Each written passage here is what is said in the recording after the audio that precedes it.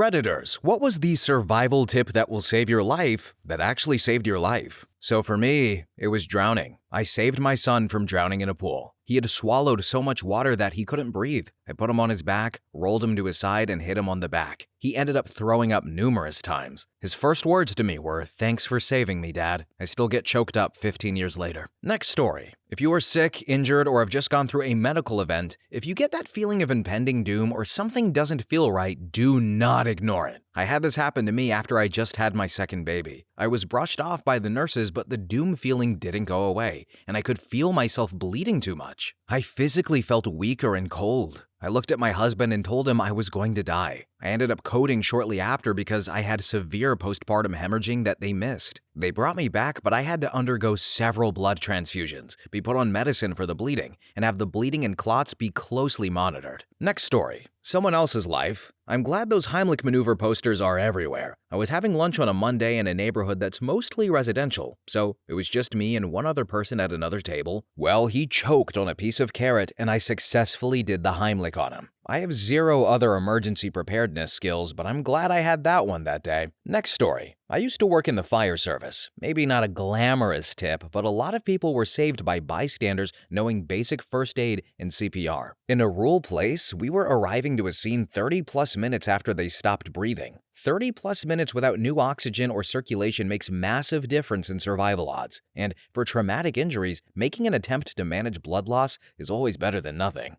Next story. Woke up around 1 a.m. and went to use the bathroom. Started sweating profusely from what felt like every pore in my body. Then started feeling like I had to throw up. Individually, they were concerning. Together, they were not good. Woke my wife up and I said, I need to go to the ER, like right now. Got there, told them what was going on, and was sent straight into a room. Wife was let in a few minutes later, and we were told I was in the midst of a heart attack. I asked my cardiologist a few days later what would have happened if I had just tried to sleep it off and see how I felt in the morning, and he said, "You wouldn't have woken up." Don't ignore the signs, folks. Next story. Not really a survival tip, but do not swerve for deer in the road. I was coming home from college late one Friday, like 1 a.m. on a road bordering a state park. As I'm tooling along, a deer jumps out in front of me. I hit the brakes, but still hit the deer, which goes tumbling off into the dark. I limp up to the next point I could pull off, and I look, no real damage, just a dent in the hood and some blood. Come Sunday, I'm heading back to school along the same route in daylight and get to the spot that I hit the deer and realize that the road is running along a ridgeline with slopes going down about 75 feet on each side. So, if I had swerved for the deer and gone off the road, there's a non-zero chance I'd have been down that bank and invisible from the road if I was incapacitated. Moral of the story, don't swerve for deer or animals that weigh less than your car. Next story. My Guido grandfather was a jovial man. He was a short Ukrainian-Canadian immigrant and a World War II RCAF vet. Bald since he was 30 with a comb-over, and a retired railroad man who grew vegetables and roses. Nothing really bothered him. But we were getting ice cream when I was 12, and I was an overgrown kid, but some guy in his 30s tried to flirt with me and squeezed my butt. My Guido, who was shorter than me with a grandpa gut, squared up on this tall, muscular man and growled out a threat I don't remember, because I had jumped back when the guy touched me, but something about that silent generation cold fury made this dude retreat. Then he turned back to me, gently took my hand, and we went back to the ice cream window and ordered. I could feel the heat leaving his body. I didn't even feel that upset. The guy had touched me and scared me a bit, but I never felt unsafe because I had always felt protected because I was with him. He had always been there to catch my falls and pull me back from danger. I told him that. But he said to me, "I won't always be there. You're going to go to high school and university and go off with your friends, and sometimes you'll end up alone. What you have to do is be scarier than them." I learned that in the war. If we ever come across a Jerry and the boys, we were supposed to act crazy, like rabid dogs, and start shooting. The bullets don't scare them, but you put the two together and they panic, and you can't get them in the back. Now, when I was 20, before cell phones, I was walking home alone. 3 beers and some magic mushrooms deep. Guido had been dead for a year after a massive stroke, but a man following me had just made it on my radar, so I turned right. He followed me. I turned right again. He He followed me, and I remember Guido telling me if I saw Jerry. So I turned around and started howling like a trapped dog, just screaming and oohing and thrashing in the air. He stopped. I screamed, "F you, you son of a mother effing this and that," and I flailed some more. I acted like a feral werewolf in a movie. I knew it was partly the mushrooms and beers uninhibiting me, and Guido's rage in my veins. And the guy turned around and started walking, then jogging as I screamed and spat. When I was sure he was gone, I ran home in my heels. If you see Jerry, folks. Ladies and gentlemen, what a fantastic story that was. I am already enjoying this video, and hopefully some of the information I retain it, because you never know when you need this stuff. So that was very, very fun to read. But anyway, next story. Saved my mother's life. Go learn the Heimlich maneuver. You don't need to be fully trained, but it is definitely better if you are. But at the very least, make sure you understand every part of how it works, because panic will set in the moment. She started choking on a piece of steak at a restaurant, fully blocked airway. I did the Heimlich and got it out while cracking a rib in the process. That crap's terrifying through and through, especially on family. Edit. That "don't need to be fully trained" is worded badly. When I say you don't need to be fully trained, I mean if you aren't going to do a CPR class, at least make sure you have looked up a proper YouTube video on the subjects. It's not something you can really do in the moment, and you might save somebody's life. Next story. Let someone know when you're going and when you plan to return. Always remain calm. I got lost on a snowy moorland once. I was alone, hadn't told anyone where I was going, had no phone signal, and the afternoon was starting to draw in.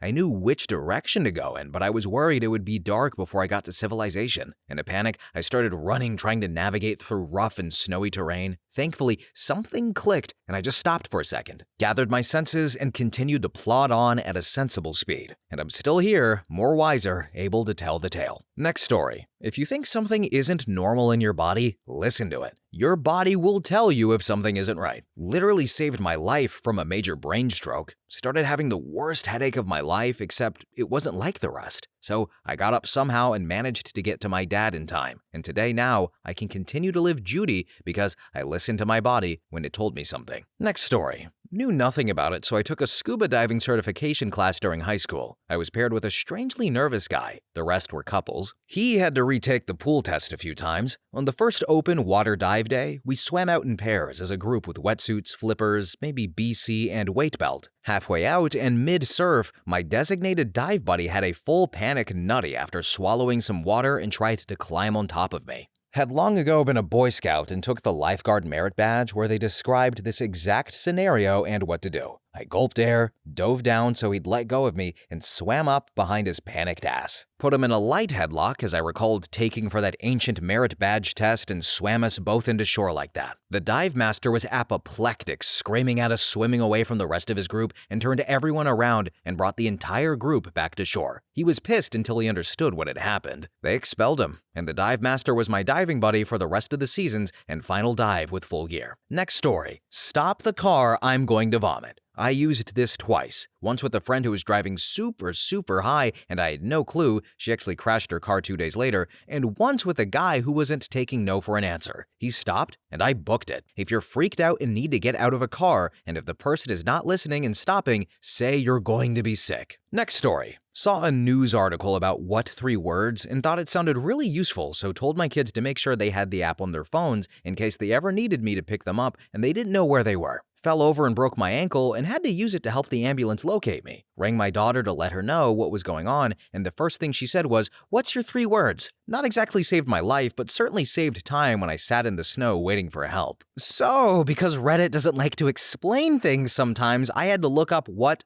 3 words is because I had never heard of it. And according to this article, if you didn't know like me, what 3 words is a free app that has divided the entire globe into a grid of 3 by 3 meter squares. Each square, roughly the size of a parking space, has been assigned a unique combination of 3 random words. For example, one square in the middle of a lake might be labeled paddle, corner, echo, while the next square a few feet over could be buckets, ride, dream. And I guess essentially you can type that in or whatever and then they can locate you, which is actually a pretty nifty application. I might download that, but I never go outside anyway. But next story. For me, it was self-Heimlich. I choked on food while driving in a busy street, didn't breathe for over a minute because it was standstill traffic and I was in the middle lane, ended up cutting people off at the slightest sight of room, putting my car into a ditch, and 8th grade home ec came to mind as I Heimliched myself on the spoiler of my car, cracked a rib, spit the food out, and cried for 10 minutes because my vision started to go black. Next story. Stay calm. One time, I stupidly decided to go for a hike later in the day and ended up breaking my phone. No flashlight. It got pitch black in the forest really fast, and I got completely lost off the trail. I felt myself starting to panic, so I sat down for a few minutes, collected myself, and finally ended back on the main trail and back to my car. If I had panicked, I probably would have spent all of my energy hiking in the wrong direction and broken an ankle in my madness. The main thing in any emergency is to do everything you can to keep yourself calm. Next story. I rehabbed aggressive dogs and learned how to act in a dog attack situation. If it's one dog, stay still. Don't run. Don't fight. Put your hands up so it doesn't grab your arms or nip your fingers, and don't give it any stimulus. If you run, it's a game. If you fight, it's a fight. Either way, you're going to lose. Be prepared to fight if you have to, because running, you'll die tired. Hit it hard, hit it fast, and get ready to have a really bad day. Then,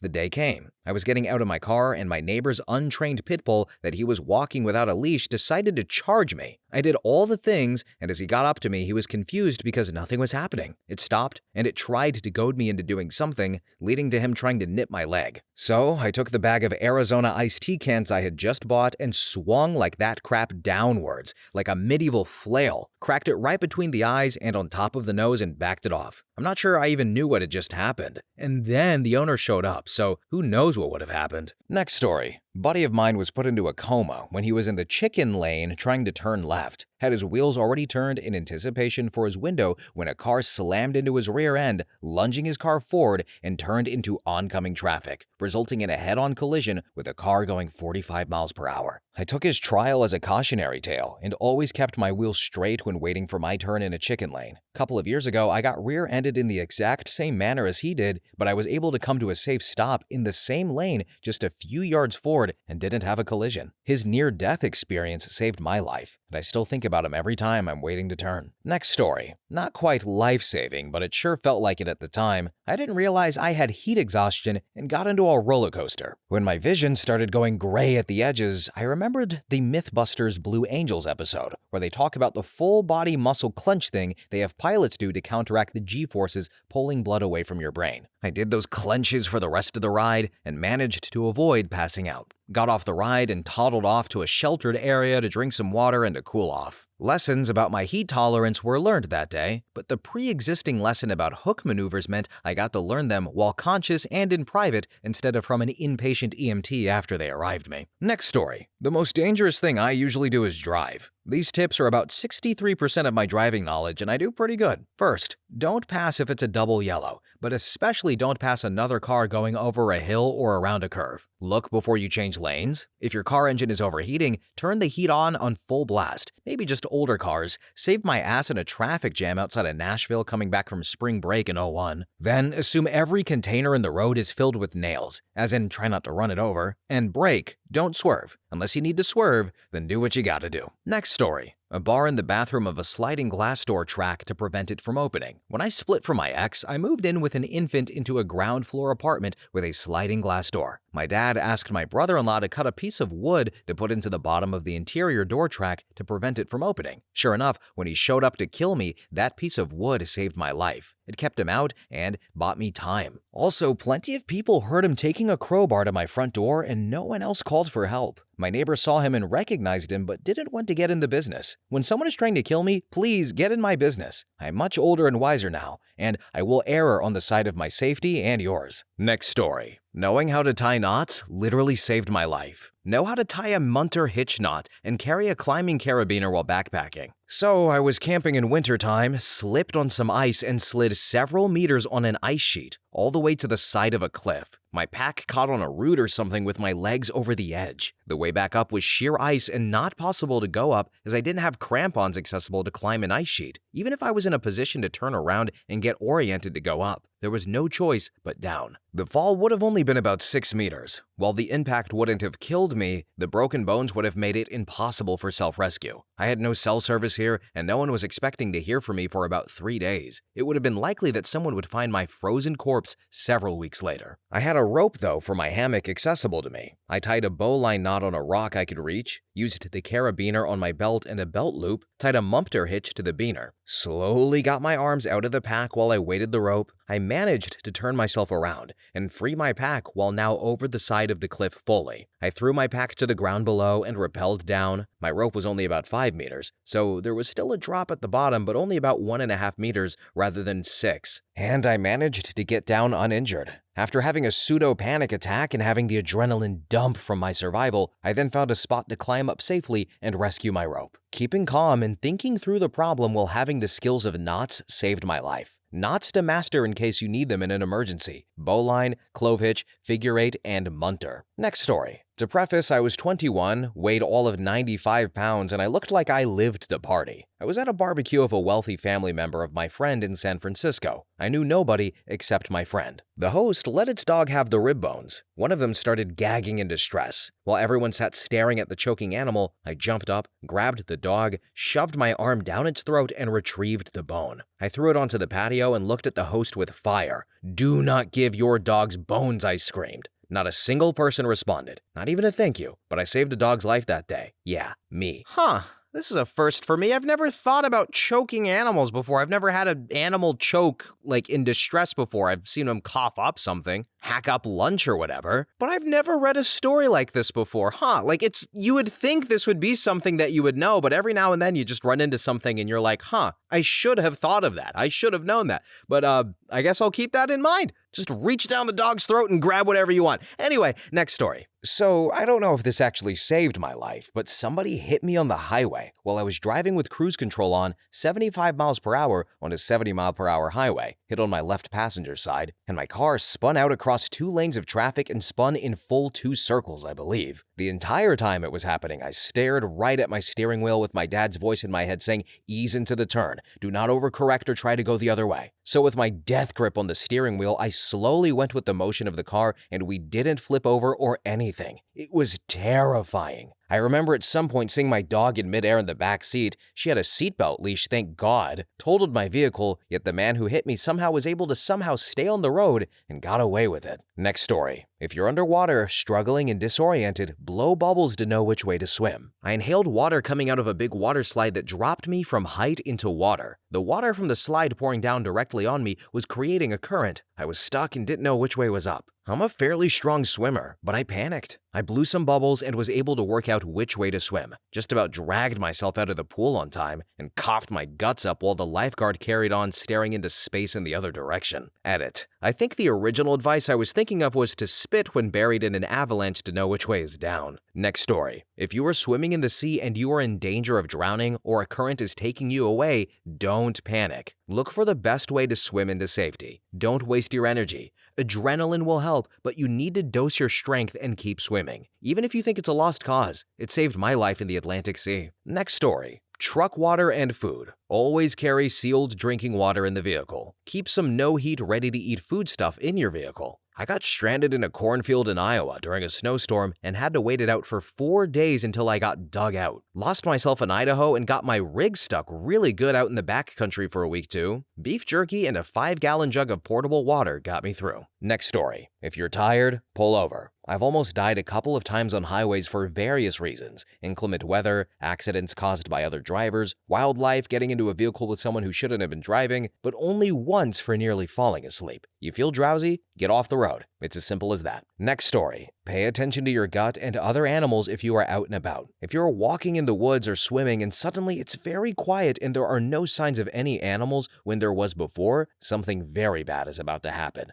either to you or to the area that you are immediately in. When the world goes silent, all of a sudden, you need to listen and find out why. Along those lines, if something feels off and your stomach is doing knots and your body is telling you that you are about to put yourself in serious harm or danger, you need to listen. It is much better to just say no and to be thought of as a coward than to die for doing something stupid when every muscle in your body is already telling you not to do it. Next story. Everybody in, nobody out. River safety is no joke. My friend's dog jumped into a river and started to get swept away due to the increased current from flooding. My friend jumped into the river to rescue her dog. I started to jump in after her, heard this safety phrase in the back of my head, grabbed a branch and swung myself back onto land. There was a decent drop in the river. I ended up having to run down the shoreline a bit to catch up to them, and then hoisted both my friend and her dog out of the water. None of us would have been able to make it out had I have also jumped in. Next story. I learned this the hard way, but if you get robbed, just give up on the stuff they stole from you. Just breathe and collect your thoughts on what to do next to get home safely.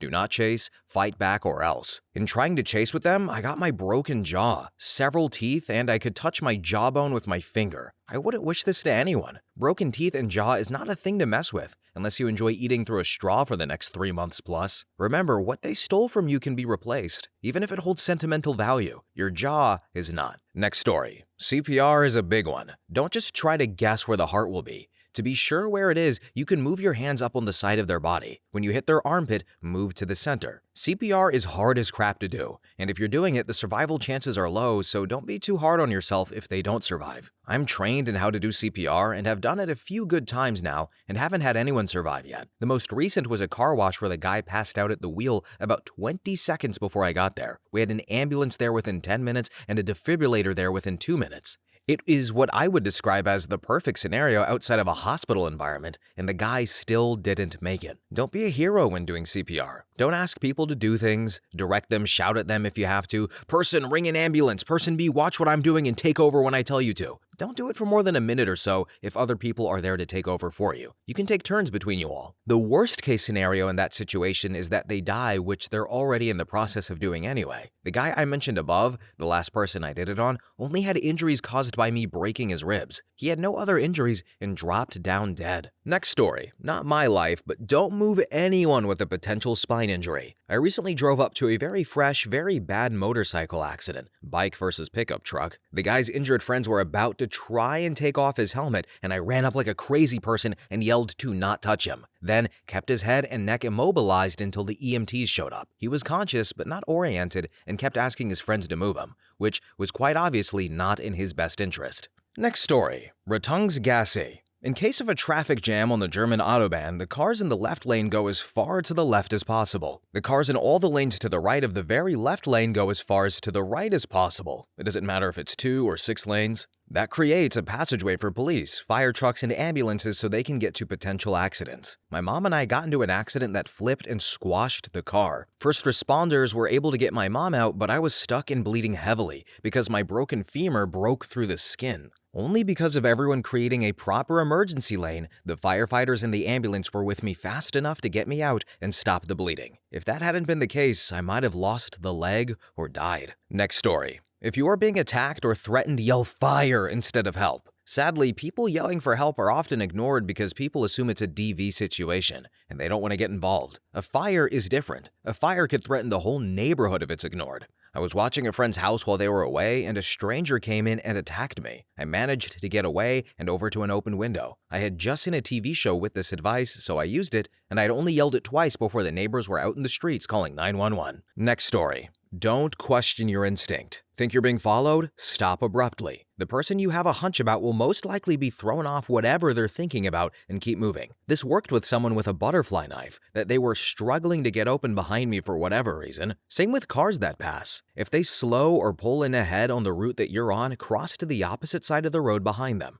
If you ever have a doubt, switch up your behavior instantly. Next story. I once saw a post on Reddit about someone who had a weird line going up their arm. Everyone told them go to the ER, that it was an infection leading up to their heart. A couple of years later, my husband cut his elbow. 2 days later, he started with a fever, and when I looked at his arm, I saw the line and made him go right away. We were on a vacation and he wanted to wait until we got home. But 3 days in the hospital and a surgery later, he was okay. But the nurse told us he could have lost his arm or died if he brushed it off like he tried to. So thank you to that Reddit poster. Next story. Drive as if your own child could run out from behind every one of the obstacles alongside the road, because one day, someone will. And when braking, hit it hard right away. Full brake. Braking gently, slowly, or gradually costs you meters that you don't have. Try this somewhere to safely develop the reflex. Modern cars are built to be mostly controllable under full braking, so you won't improve controllability by braking too slowly. Source: own experience, and a racing instructor. Next story. I saved a baby's life once. He stuffed cotton from a broken pillow into his mouth. He coughed twice and it was muffled, so I checked in on him and his face was purple and he was no longer coughing or making any sound. So I flipped him over and pounded on his back, then started grabbing cotton and pulling it out. He ended up vomiting everywhere before I could clear it, but it was enough and he vomited the rest out. I was only 20 and he was 8 months. I loved that family, but quit just weeks later. His mom kept placing the ripped pillow back within reach even after I told her that he nearly died, and she was a freaking nurse. So to avoid watching a child die, I left. Still in touch with them today. Next story. I was told if you have a cramp in your leg accompanied by a redness, it's a life-threatening blood clot and get to emergency help immediately.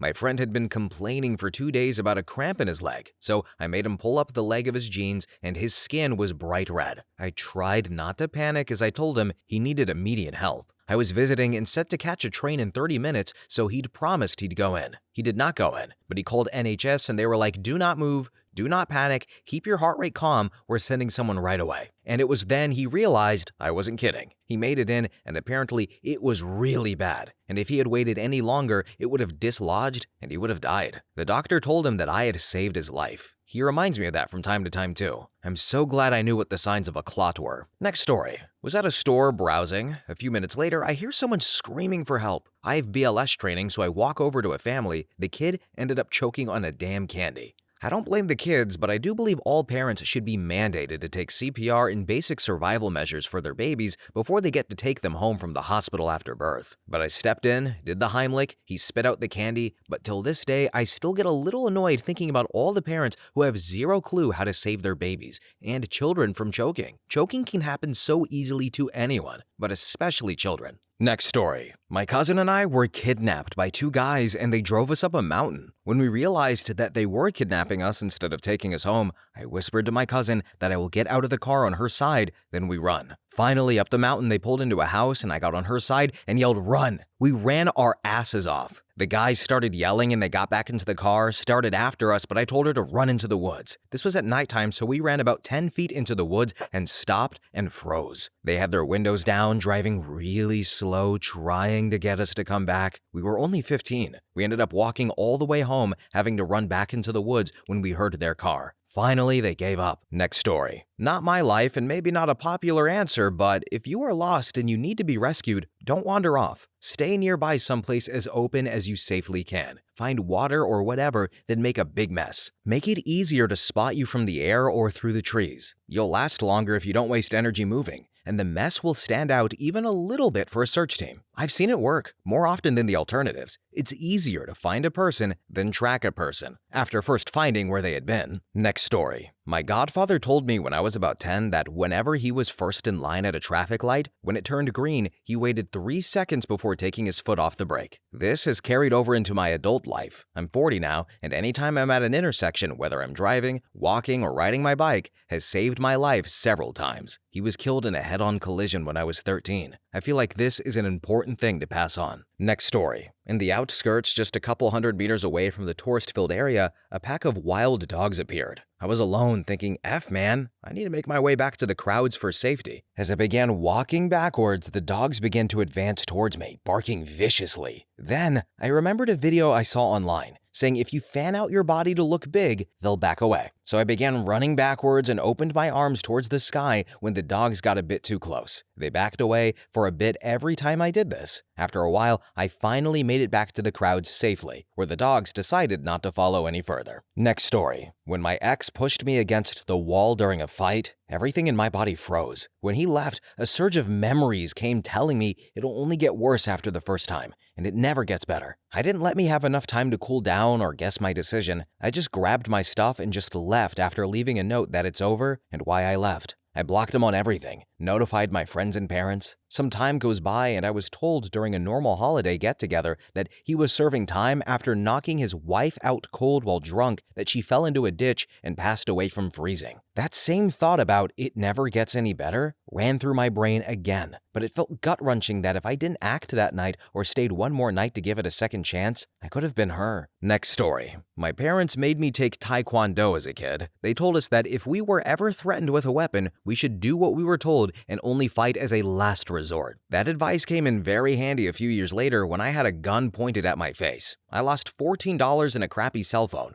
but came out physically unharmed. Next story. Stranger danger actually saved my butt. I was driving late at night in the countryside for a job, and a car with at least one passenger plus the driver pulled up real fast and real close behind me, flashing its lights. I know that's a signal for help, but it was dark and I was just a girlie on a lonely road at nighttime. Anyway, I pulled over to the side of the road, they stopped, got out of the car, and then I sped off. They followed, but they left real quick when we reached another car on the road. I don't know what they had in mind, but at that time of night, it couldn't have been anything good. Made it safely to my lodgings for the night and shaken, but alive. Next story. This was a very minor thing, but one time my boyfriend said his vision was getting blurry, with strings of light outlining his sight. I recognized the symptoms from a migraine commercial that showed simulated tunnel vision. Even though he had never had a migraine before, I told him to get off the computer, take Excedrin, and rest in a dark room. About 20 minutes later, the migraine pain kicked in. However, since he took Excedrin early, the pain came on briefly, then quickly subsided. If he had waited to take Excedrin until after the pain already started, it would have been significantly less effective, and he would have probably experienced a full-blown migraine. He asked me how I knew he was about to have a migraine, and I admitted it was just from watching a migraine commercial. Next story. It was the summer of 1999, and I was living in downtown MPLS. I went to a party, and my friend, my ride, hooked up with the owner of the house, so I crashed on the couch. The sun was coming up in the windows early, so I just decided to walk home instead of waking them up. It was really early, but a lovely morning. I was about 2 blocks away from my apartment, and I came up on a portly man who was loading some tools into the back of a white cargo van. He looked at me with a straight-up Chesery grin and the scariest eyes I had ever seen and asked if I could give him a hand loading his tools into his van. But I ran away like a bat out of hell, and he screamed at me, "You C-word!" Not sure what movie I got the survival tip from, but don't help scary guys put tools in your vans. Next story. Not sure if this counts. I was in a boating tragedy. Went out but didn't realize the captain was drunk. We went for a swim and he followed. Well, he didn't remember to anchor the boat. We were stranded. In less than a minute, the boat and our friends were gone. 2 of us decided to tread water till sunrise, a decision that saved our lives. When a boat found my friend, they decided to turn off the engine and allow the flow of water to guide them. They hoped that the current would allow them to find everyone else. It did. Said if they found me a second later, I would be dead. Next story. If lost, find a road and sit down and wait. Was lost in the middle of nowhere, BFE, Oregon when I was 12 years old, because we left the truck early in the morning when it was still dark to get our hunting spot by daylight. Later that day, my dad was having a medical emergency so couldn't walk back to the truck. So I walked onto the road and couldn't find the truck. I sat there, waited, and sure as crap, a random truck with 2 elderly people came rolling up and asked if I needed a ride and drove me down the road to my truck. I ended up walking a mile down the wrong direction. They told me that something in their gut told them to take the left road instead of the usual right turn that they take to go home, and they found me chilling by the road. They gave me a payday candy bar and a bottle of water because it was hot that day, and I had layers of camo on. To this day, my favorite candy bar is a payday. Next story. Not really saved, but almost killed.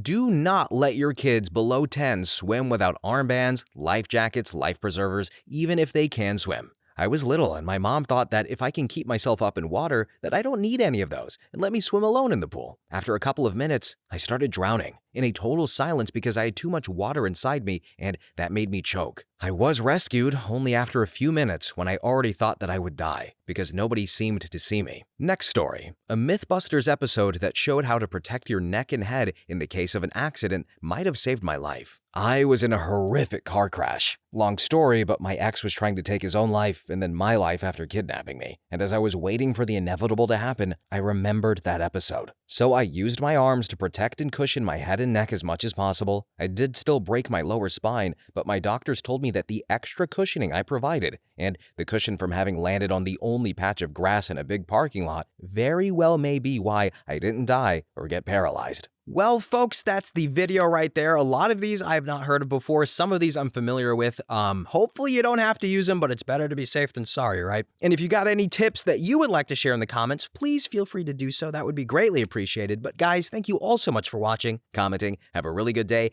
and bye-bye.